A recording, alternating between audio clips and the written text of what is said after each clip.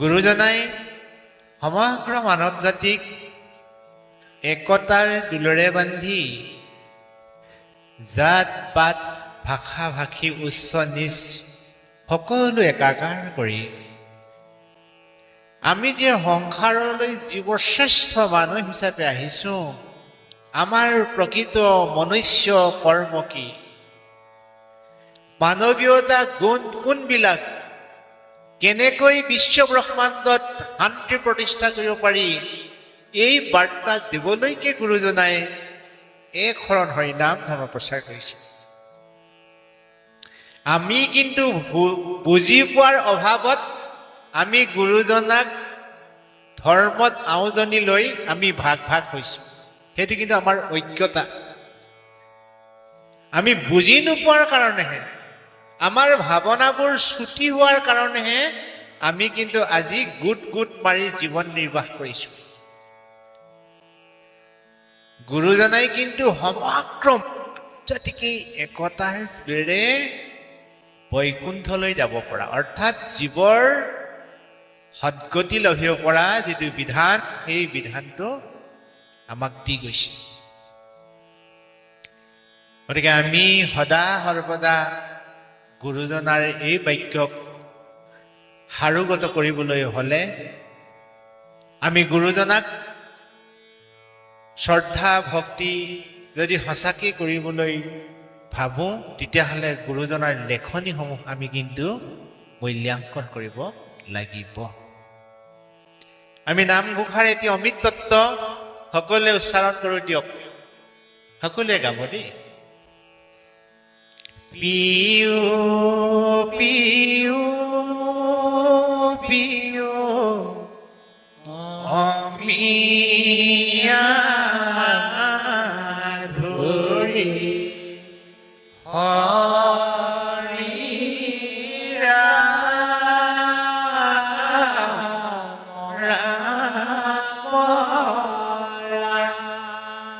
এবাৰ গাই দিয়কচোন। ৰামে পিও পিও পিও অমিয়া মাধুৰী হৰি ৰাম ৰাম ৰাম। কেনেকে পিবা হে মনুষ্য? দূৰতে জীয়া থৈ মনস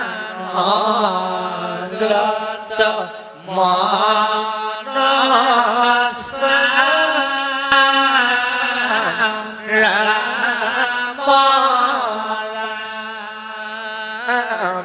পিও পিও পিও অমিয়া মাধুৰী হৰি ৰাম ৰাম ৰাম।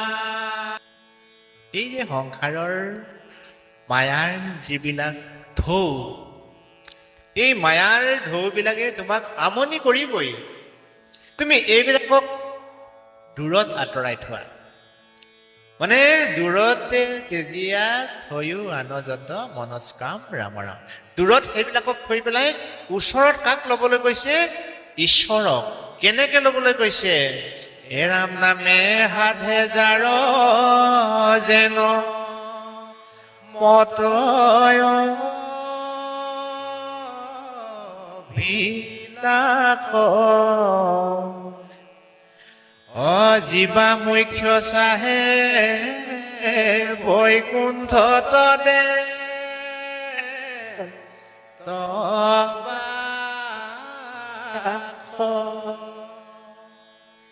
তাৰ মানে যি মানুহে যি বাঞ্ছা কৰে সেইটোকে দিয়া দায়িত্বটো ভগৱান। হে সজ্জনসকল, হে মনুষ্যগণ, তুমি এই ধৰাধামতেই বৈকুণ্ঠ সুখ লাভ কৰিব পাৰিবা। আমি সংসাৰৰ পৰা গুচি যোৱাৰ পিছত আমি বৈকুণ্ঠ সুখ পায়ো লাভ নাই, স্বৰ্গ সুখ পায়ো লাভ নাই, আছে জানো? নেদেখাটোতো কোনো মূল্য নাই। গতিকে দেখাটো মূল্য থাকিব লাগিব। যদি আপুনি মই এই জীয়াই থকা অৱস্থাতেই বৈকুণ্ঠ সুখ আৰু স্বৰ্গীয় অনুভূতি লাভ কৰা নাই, তেতিয়া আমি গম পাম যে আমি নৰক যাতনাত আবদ্ধ হৈ আছো।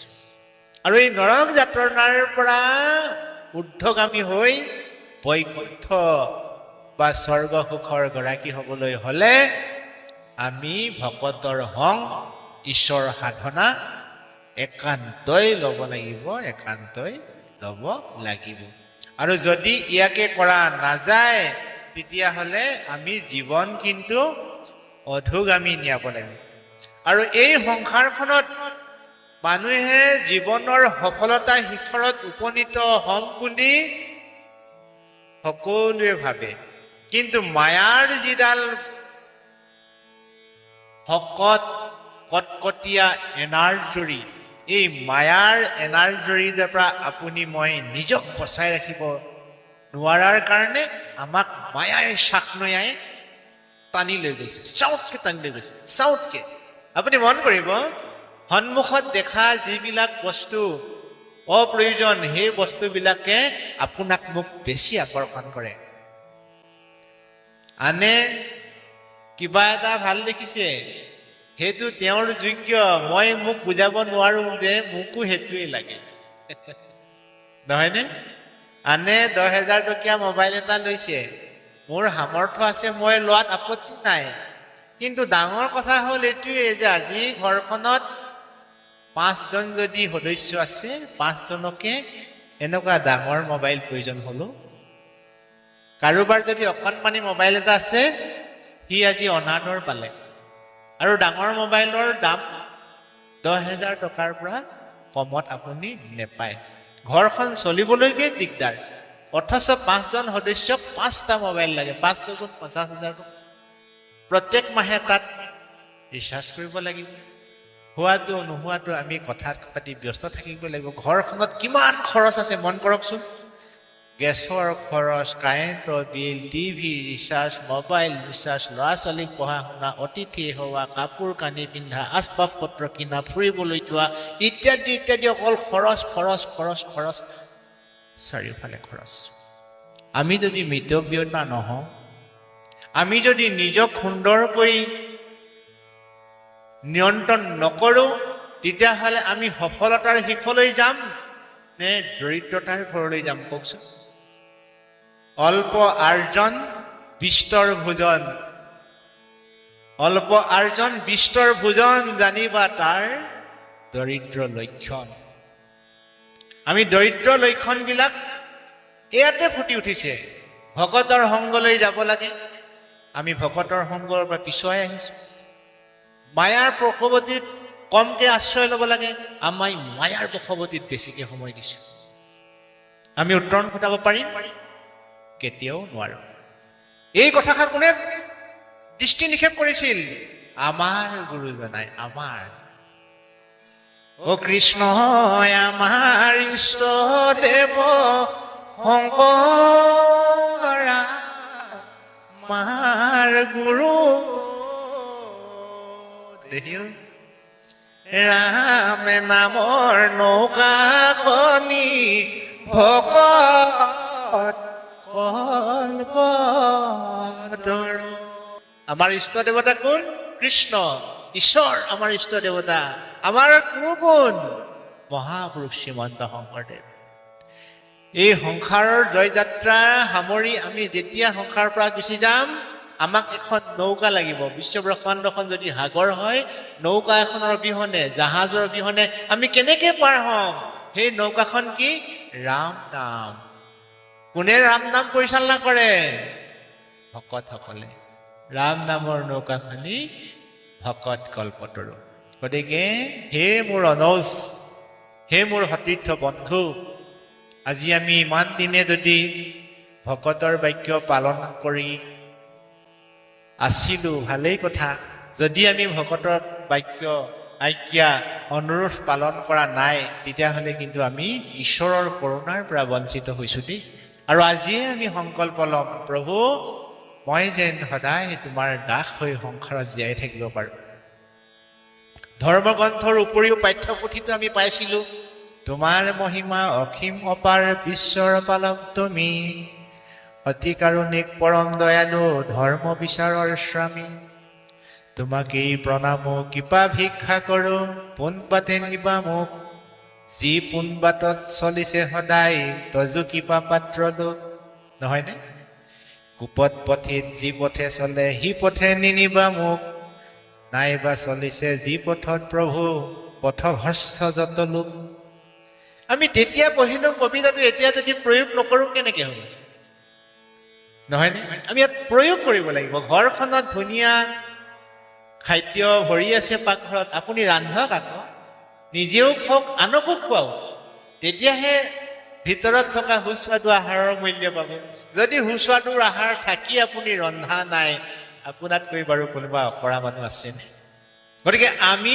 জীৱশ্ৰেষ্ঠ মানুহ হিচাপে ঈশ্বৰক এটাই প্ৰাৰ্থনা কৰিব লাগে প্ৰভু বিশ্ব ব্ৰহ্মাণ্ডত অগণন মানুহে সফলতাৰ শিখৰত আৰোহণ কৰিছে আৰু অগণন মানুহে জীৱনত অন্ধকাৰ গহ্বৰত কক পকাই আছে গতিকে সেই অন্ধকাৰ কক পকাই থকা গতলৈ তুমি মোক নিনি সফলতাৰ যিসকলে উপনীত হৈছে মোক তুমি তালৈ লৈ যোৱা এই যিটো আবেদন এই যিটো প্ৰাৰ্থনা এই যিটো ভগৱন্তৰ প্ৰতি কৰা বিনম্ৰ সেৱা ভগৱন্তই ভকতক সদায় কৃপা কৰিব আমি যি বিচাৰোঁ তাকেহে পাম সেইকাৰণে ভগৱন্তক আমি আশা কৰি প্ৰাৰ্থনা কৰিব নালাগে মোৰ আইসকলৰ জ্ঞাতাৰ্থে আমি এটি কথা কৈ থওঁ ভগৱানক আশা কৰি যদি আপুনি প্ৰাৰ্থনা কৰে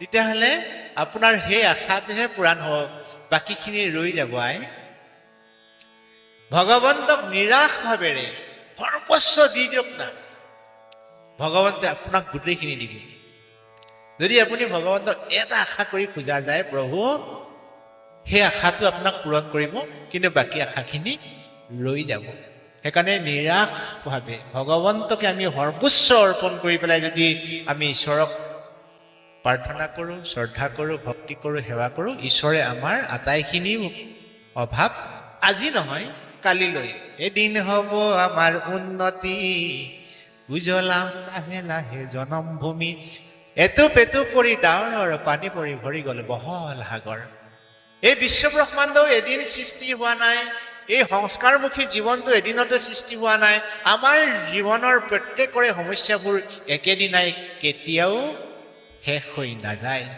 গতিকে আজি বদ অভ্যাসবিলাক এইনো বদ অভ্যাস এৰাৰ লগে লগে আমাৰ মনলৈ সৎ অভ্যাস উদয় হৈ গ'ল সৎ অভ্যাস উদয় হোৱাৰ লগে লগে দেখিব যে মানুহজন কথা বতৰাত আগতকৈ ধীৰ স্থিৰ হ'ল কৰ্মবিলাক আগতকৈ সুন্দৰ হ'ল আচৰণবিলাক মানুহৰ অনুকৰণীয় হ'ল তেখেতৰ ভাৱ ভাষা ৰীতি নীতি মানুহে বখা নিবলৈ ধৰিব আৰু দেখিব যে তেওঁক অনুকৰণ কৰি হাজাৰজনেৰে সেই পথ নিজৰ সম্বল হিচাপে ল'ব গতিকে ধৰ্মশাস্ত্ৰই মানুহক সদায় অমায়িক হ'বলৈ শিকায় ধৰ্মশাস্ত্ৰই মানুহক সদায় সফলতাৰ শিখৰত আৰোহণ কৰিবলৈ শিকায় সেইবাবে আমি জীৱশ্ৰেষ্ঠ মানুহ হিচাপে ধৰ্মক আওজনি লৈ যদি জীৱন নিৰ্বাহ কৰোঁ তেতিয়াহ'লে আমি এই জীৱনটো সফল কৰিব পাৰিম এই জীৱনটো কেৱল নিজৰ কাৰণে নহয় আমি ভাবোঁ যে মোৰ উন্নতি হ'লে অকল মোৰ বা ঘৰখন বা আত্মীয় স্বজনহে হ'ব এনে কথা নহয় আমি সামাজিক সম্পত্তি সামাজিক আমাৰ নামটোৰ পিছত উপাধিটো আমি বৰ্তমান সময়ত জীৱন্ত অৱস্থাতহে আমাৰ প্ৰয়োজন আমি সচৰাচৰ মানুহ হিচাপে পৰিচালিত হ'বলৈহে আমাৰ গগৈ বৰুৱা মাউত শইকীয়া শৰ্মা ইত্যাদি ইত্যাদি উপাধিবিলাক হয় কিন্তু মানুহজন যেতিয়া ঊৰ্ধ্বগামী হ'ব তেওঁ উপাধিটোৰ কোনো কাম নাই যেনে অগণন আছে আজি আমাৰ যাদৱ পায়ং নহয়নে ভাগৱতৰ মাজতে তেওঁৰ পবিত্ৰ নামটো মনলৈ আহিছে তেওঁৰ আপোনাৰ মোৰ ককাই ভাই হয়নে তেজৰ সম্পৰ্ক হয় কিন্তু যাদৱ পায়ং আজি আপোনাৰ মোৰ বুকুৰ আপোন কিয় আপোন হ'ল প্ৰকৃতি সংৰক্ষণৰ ক্ষেত্ৰত তেখেতে নিদৰ্শন দি গৈছে কাৰণ প্ৰকৃতিক এইকাৰণে সংৰক্ষণ কৰিব লাগিব। মহাপুৰুষ গুৰু শ্ৰীমন্ত শংকৰদেৱে মানৱ জাতিক কৈছে যে হেৰ মানৱ জাতি, তুমি প্ৰকৃতিৰ ওপৰত প্ৰেম জগাই দিয়া। আজি বিশ্ব ব্ৰহ্মাণ্ডত আমি ভালে থাকিবলৈ হ'লে প্ৰকৃতি ভালে থাকিব লাগিব। আমি যে ইন্ধন ব্যৱহাৰ কৰোঁ, আইসকলে গম পাব যে চৌকাত গেছৰ অবিহনে আমি ৰন্ধন কৰিব নোৱাৰোঁ। এটা চিলিণ্ডাৰ গেছত 15 কেজি ওজনৰ তাৰ পাৱাৰ শক্তিটো গেছটো সোমাই থাকে। আৰু এজোপা পুৰঠ গছে তেনেকুৱা 10টা চিলিণ্ডাৰৰ দৰে শক্তি দিব পাৰে, যিটো আমাৰ বাবে প্ৰয়োজনীয় অক্সিজেন। মন কৰকচোন, এজোপা গছে আমাক কেনেকৈ সহায় কৰে? জীৱৰ জীয়াই থকাৰ যিটো শক্তি অক্সিজেন, এই অক্সিজেন উৎপাদন ক্ষমতাটো কেৱল গছৰহে আছে। গতিকে এজোপা গছে আমাক যথেষ্টখিনি শৰীৰৰ সম্বল যোগান ধৰিব পাৰে। সেইকাৰণে একবৃক্ষ দশপুত্ৰ সম বুলি কোৱা হয়। গতিকে শৰৎ বৰ্ণনাত গুৰুজনাই ইমান গছৰ নাম উল্লেখ কৰিছে, ইমান ফুলৰ নাম উল্লেখ কৰিছে, অগণন ফুলৰ নাম উল্লেখ, ফলৰ নাম উল্লেখ কৰিছে। এই প্ৰকৃতিৰ বিনন্দিয়াৰ ৰূপ যৌৱন আমি যদি সজীৱ কৰি ৰাখিব পাৰোঁ, তেতিয়াহ'লে আমি মানসিকভাৱে লাভৱান হ'ম। যে পৰিৱেশ এটা দেখিলেই ভাল লাগে, চাৰিওফালৰ পৰা যদি আমি চাৰাখাৰ কৰি পেলাওঁ, কাটি নষ্ট কৰোঁ, তেতিয়া আমি এটা সুন্দৰ পৰিৱেশ নেপাম। সেইকাৰণে আমাৰ উপাধিটো কোনো কেইদিনমানৰ পিছত সি কাম নাই। যেনেকৈ 40-45 বছৰৰ পিছত মানুহে 40 বছৰৰ পিছত চাকৰি নাপায়, মানে পঢ়া শুনা কাগজৰ কোনো মূল্য নাই, সিমানখিনি বয়সলৈকেহে থাকে। গতিকে ভাল কাম কৰাৰ পিছত আমাৰ উপাধিটো প্ৰয়োজন নাই। সেই মানুহজনে যেনে জ্যোতিপ্ৰসাদ আগৰৱালা জানো আমাৰ অসমীয়া মানুহ? বিষ্ণুপ্ৰসাদ ৰাভাই হওক, ৰাভা জানো আমাৰ অসমীয়া মানুহ? নহয় নহয়, এটা স্বাভাৱিক কথা। কিন্তু আচল অসমীয়া তেওঁ জানো? অসমখনক ভাল পোৱা মানুহ, ৰাইজক ভাল পোৱা মানুহ, সমাজক ভাল পোৱা মানুহ, আমি প্ৰত্যেকেই জীৱশ্ৰেষ্ঠ মানুহ। কৰ্মসূত্ৰে আপুনি মই এই সংসাৰত কাৰোবাৰ ঘৰত জন্ম হ'লোঁ, এইটো কোনো ডাঙৰ কথা নহয়। কিন্তু কৰ্মৰ ফল ধৰ্মগ্ৰন্থই বিশ্বাস কৰে। আমি কৰ্মফলৰ ওপৰত বিশ্বাসী মানুহ যে বন্ধুসকল। এটি গীত এটা গাওঁ দিয়ক।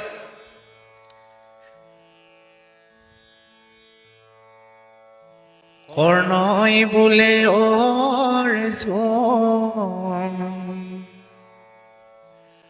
হৰ নামাৰিবা মেদিনীয়ে গ্ৰাহে মোৰ চকা,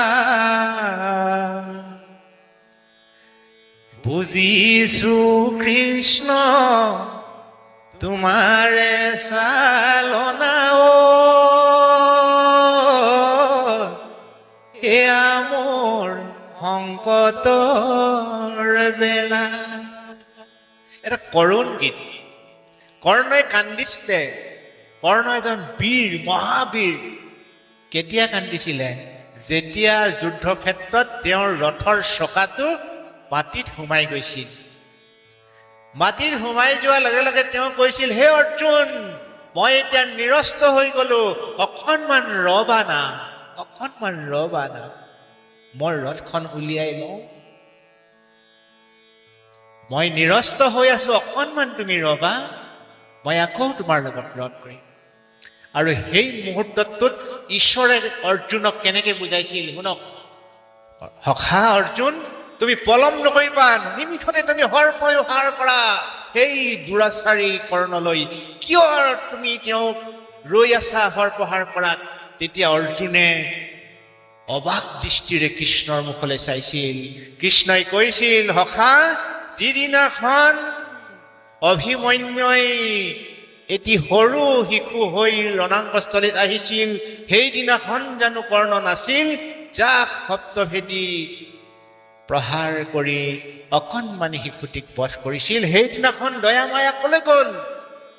ইত্যাদি ইত্যাদি কথাৰে কৃষ্ণই অৰ্জুনৰ মনটোক পৰিৱৰ্তন কৰি দিছিল আৰু লগে লগে অৰ্জুনে হৰ প্ৰহাৰ কৰি কৰ্ণক বধ কৰিছিল। গতিকে আমি কোনোবা ক্ষণত আমাৰ বল শক্তি থকা সময়ত আমি ক্ষমতা দেখুৱাই লাভ নাই দেই। এই কথাবোৰে আমাক কি শিকায়? মোৰ আজি ধন টকা পইচা হৈছে, মোৰ আজি জ্ঞান হৈছে, মোৰ আজি বুদ্ধি হৈছে, মোৰ আজি মান সন্মান হৈছে, মই যদি অহংকাৰ কৰোঁ, সেই অহংকাৰবিলাক বোলে সময়ত এদিন ম্লান পৰি যাব। গতিকে কৰ্ণই সেই সময়ত যদি প্ৰতিবাদ কৰিলেহেঁতেন, দেই তোমালোকে ইমান শিশুটো অভিমন্যু কিয় বধ কৰিবলৈ গৈছা, এইবিলাক অন্যায় হৈছে। পিতামহ ভীষ্মই সময়ত তেওঁ মৌনতা ব্ৰত কৰিছিলে, এইবিলাক কৰ্মৰ যোগেদি তেওঁলোকে ভোগ কৰিছিল। অৰ্থাৎ এই কথাবিলাক আমাক ধৰ্মগ্ৰন্থই কিয় বুজায় যে হে মনুষ্যগণ, তুমিও যদি কেনেবাকে জীৱনত বেয়া কামকো ভাল কাম বুলি আদৰি লৈছা, তেতিয়াহ'লে তুমি তাৰ ফল ভুগিব লাগিব। সেইকাৰণে সময় থাকোঁতে তাক শুধৰণি কৰি দিবা। এতিয়া আপুনি ময়ো হয়তো জীৱনত এই বয়সলৈকে ভাল কাম বুলি হয়তো বেয়া কামৰো আমি আশ্ৰয় লৈছিলোঁ, কিন্তু সেই বেয়া কামটোকো আপোনাক মোক ভগৱানে আজি খণ্ডন কৰি দি আমাক ৰাইট চিন দিব। কেতিয়া দিব? আমি দাস্যভাৱে সাধুৰ সংগত থাকি ভগৱানক যদি আমি দুনাই দুনাই প্ৰাৰ্থনা কৰোঁ যে হে প্ৰভু, সংসাৰত কৰি অহা অতীজৰ ভুল কৰ্মবিলাক তুমি যেন মোক জীৱনত কেতিয়াও তাৰ ওচৰলৈ নিনিবা প্ৰভু। আহি থকা দিনবিলাকত মোক যেন সদায় সৎ কৰ্মৰ প্ৰতি আসক্তি জগোৱাবা, সদায় মনস্পতত সৎ চিন্তা উদয় কৰোৱাবা, সৎ বস্তু দৰ্শন কৰোৱাবা। এই বুলি যদি আমি ঈশ্বৰক বিনম্ৰতাৰে সেৱা জনাওঁ, তেতিয়াহ'লে ঈশ্বৰে আমাক কেনেবাকে যদি তথাস্থ কৰি দিয়ে, কেনেবাকে কৃপা যদি কৰে, আমি কিন্তু উত্তৰণ হ'ম।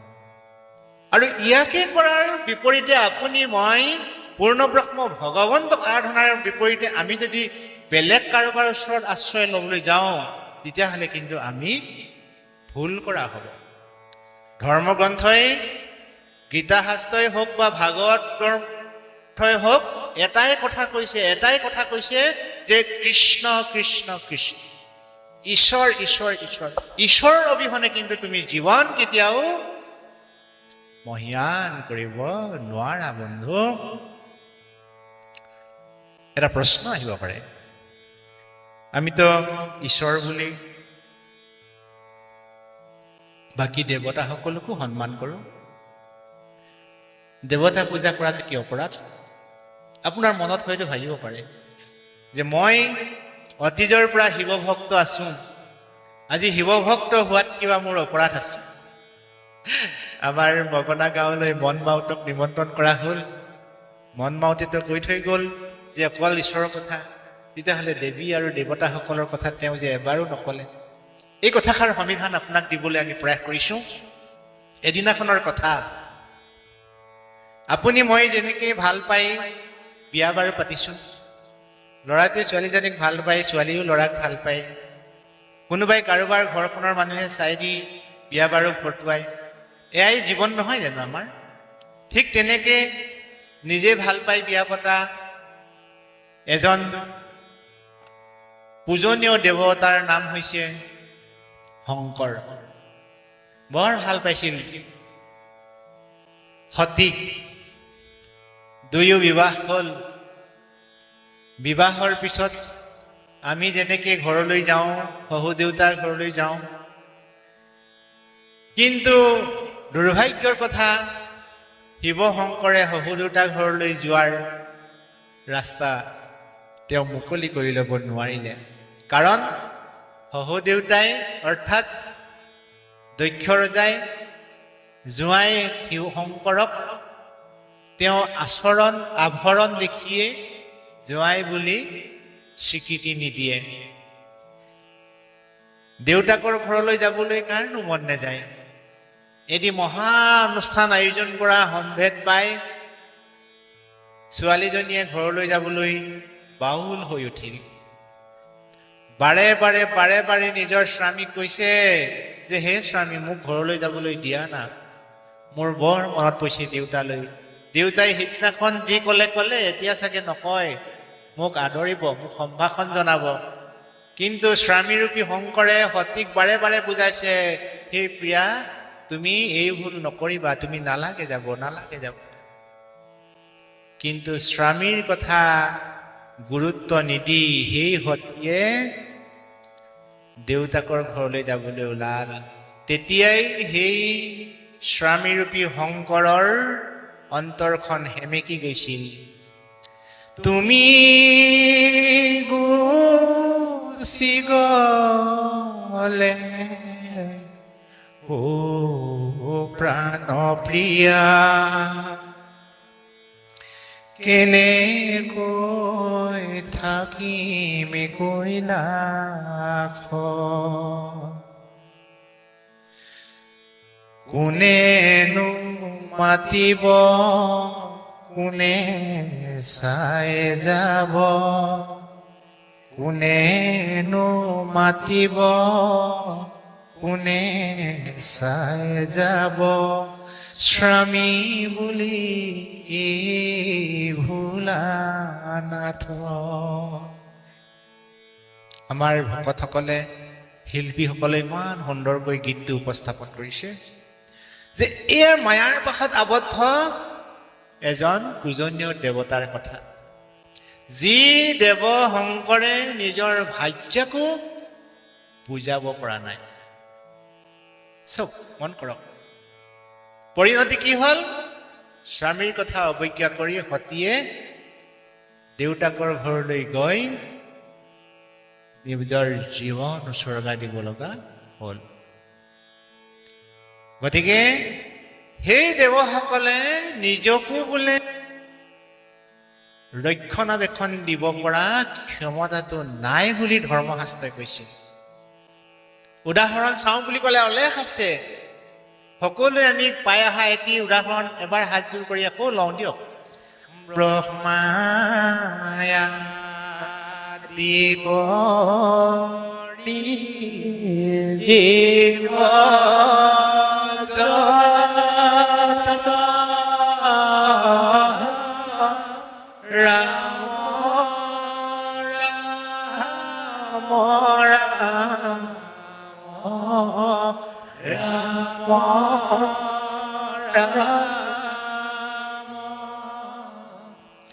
মায়া হৈ যামাজে আশ্ৰয় ভূমতি যায়, তুমি চৈতন্য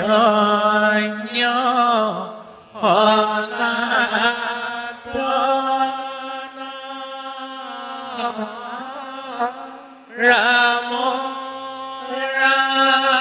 ৰাম ৰাম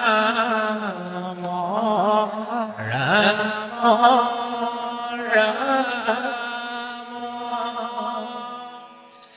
আমি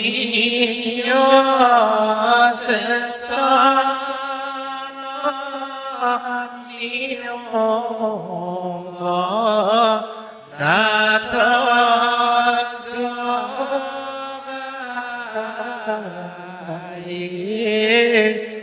আমি চেতন নিয়োগ নাথ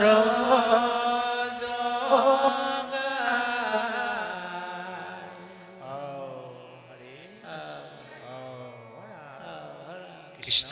এটি বিনম্ৰ নিবেদন, আমাৰ পূজনীয় ইউটিউবাৰসকলৰ যোগেদি এই বাৰ্তাটো যেতিয়া গোটেই বিশ্ব ব্ৰহ্মাণ্ডত প্ৰচাৰ হ'ব, তাৰ তলত অজস্ৰজনে কমেণ্ট লিখে, কিছুমানে ভালকৈও লিখে, কিছুমানে বেয়াকৈও লিখে।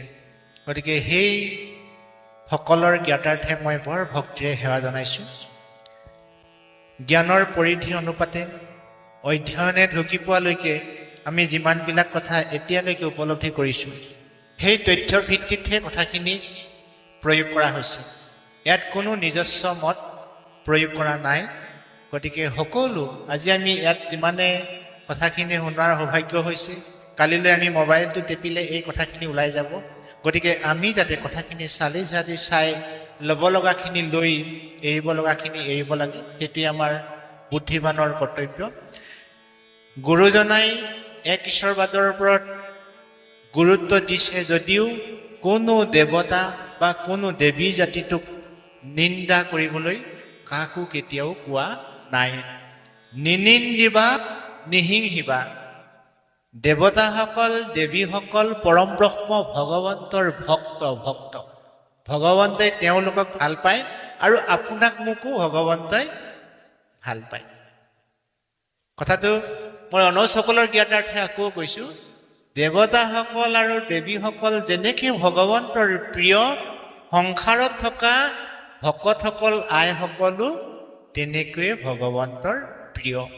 আৰু পৰম ব্ৰহ্ম ভগৱন্তক আমি সকলোৱে ভজনা কৰি বিশ্ব ব্ৰহ্মাণ্ডখন আমি শান্তি প্ৰতিষ্ঠা কৰিব লাগিব।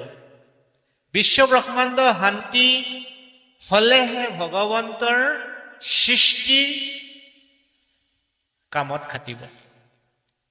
এই বিশ্ব ব্ৰহ্মাণ্ডৰ দেৱসকলেই হওক, দেৱীসকলেই হওক, আমাৰ ভকতসকলেই হওক, আইসকলেই হওক, আমি যদি ঈশ্বৰৰ কৰ্মৰ পৰা আঁতৰি থাকোঁ, আমি যদি ঈশ্বৰৰ ভাৱনাৰ পৰা নিজক আঁতৰাই ৰাখোঁ, তেতিয়াহ'লে আমি কিন্তু জীৱনটো দিশহাৰা হ'ম, দিশহাৰা। এই কথাখিনি বুজাবলৈকে এই সংসাৰত মহাপুৰুষ শ্ৰীমন্ত শংকৰদেৱৰ আৱিৰ্ভাৱ হৈছিল। আৰু শ্ৰীমন্ত শংকৰদেৱ আৱিৰ্ভাৱৰ যিটো ৰহস্য, এইটো বৰ ভাবিব লগা কথা। কুসুম্বৰ ভূঞা আৰু মাতৃ সত্য সন্ধ্যাৰ বহু দিনলৈকে সতী সন্ততি নাছিল। বৰ আচৰিত কথা, নিজৰ সন্তান লাভৰ কাৰণে পিতৃ মাতৃয়ে জটাধাৰী শিৱক আৰাধনা কৰিছিল, শিৱ শংকৰক। কথাটো মন কৰিব চব। গতিকে জটাধাৰী শিৱক কোনো কাৰণতে এই তলৰ ষ্টেপৰ বুলি আমি ভাবাটো আমাৰ ভুল হ'ব। জটাধাৰী শিৱ এজন পূজনীয় দেৱতা, এই বুলি ভাবিছিল কোনে? কুসুম্বৰ ভূঞা, মাতৃ সত্য সন্ধ্যা আই। আৰু সেই অনুপাতে তেওঁলোকে শিৱক আৰাধনা কৰি এটি সন্তান জন্ম হ'ল। সন্তানটি নাম মৰমতে শিৱক আৰাধনা কৰি জন্ম হোৱাৰ বাবে নাম থলে শংকৰ।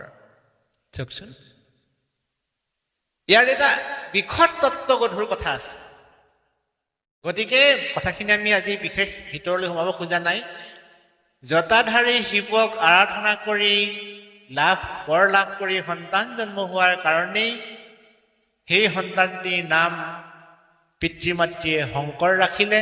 আৰু শংকৰৰূপী সেই সন্তানটিৰ কৰ্মদক্ষতা, ভগৱন্তৰ প্ৰতি থকা দৃঢ়মনা মনৰ বাবেই গুৰু মহেন্দ্ৰ কন্দলীয়ে দেৱ উপাধি দিলে। সময়ত শংকৰদেৱ নামে পৰিচিত হ'ল। আৰু সেই শংকৰদেৱকে মহাপুৰুষ শ্ৰীমন্ত শংকৰদেৱৰ প্ৰপন্ন শিষ্য শ্ৰী শ্ৰী মাধৱদেৱে ভূয়সী প্ৰশংসা কৰি এনেকৈ আমাৰ মাজলৈ লৈ আনিলে যে এইজন শংকৰদেৱে সমগ্ৰ মানৱ জাতি কল্যাণৰ অৰ্থে বৈকুণ্ঠত নিবাস হৈ থকা ঈশ্বৰৰ অমৃত ৰস ধৰাধামলৈ বোৱাই দিলে। হেৰৌ মানৱ জাতি, আহা আমি সকলোৱে একেমুখে গাওঁ, হৰি নামৰ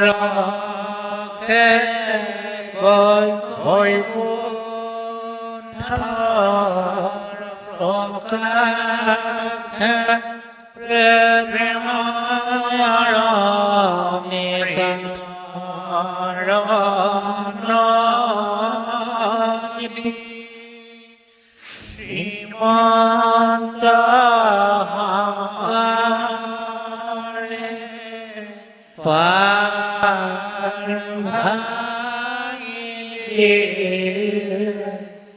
বহে ব্ৰহ্মাণ্ড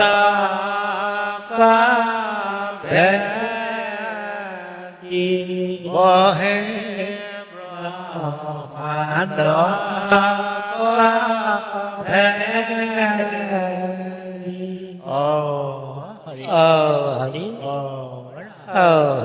এয়াই হৈছে ঈশ্বৰৰ অমৃত কথা। যদি মহাপুৰুষ শ্ৰীমন্ত শংকৰদেৱে এই বৈকুণ্ঠত নিবাস স্থান অমৃত ৰস ঈশ্বৰৰ গুণনাম আমাৰ মাজত যদি বোৱাই নিদিলেহেঁতেন, আমাৰ মাজত আজিও ব্ৰাহ্মণ, ক্ষত্ৰিয়, ক্ষুদ্ৰ, বৈশ্য এই ভাগত ভাগ ভাগ হৈ আমি শান্তি জগতৰ পৰা বহু যোজন দূৰত থাকিলোহেঁতেন, বহু যোজন দূৰত। কিন্তু এই সমস্যাটো সমাধান কৰিবৰ কাৰণে মহাপুৰুষ শ্ৰীমন্ত শংকৰদেৱ আমাৰ মাজত আবিৰ্ভাৱ হ'ল গতিকে সেই মহাপুৰুষ শ্ৰীমন্ত শংকৰদেৱৰ বাক দেউতাকক আমি এবাৰ শ্ৰদ্ধা কৰোঁ দিয়ক আকৌ পাঠ কৰিম মাও নাম সত্য সন্ধ্যা পিতা শংকৰ বৰদোৱাতে জন্ম হ'ল শ্ৰীমন্ত শংকৰ বৰদোৱাতে জন্ম হ'ল শ্ৰীমন্ত সেইজন মহাপুৰুষ শ্ৰীমন্ত শংকৰদেৱে সংস্কৃতৰ জটিল জটিল ধৰ্মগ্ৰন্থবিলাক অধ্যয়ন কৰি অবনিশাৰে বেদ বিচাৰে বেকত কৰো হৰে নাম যাকেৰি বয়নে মিলাই পাই মনোৰথ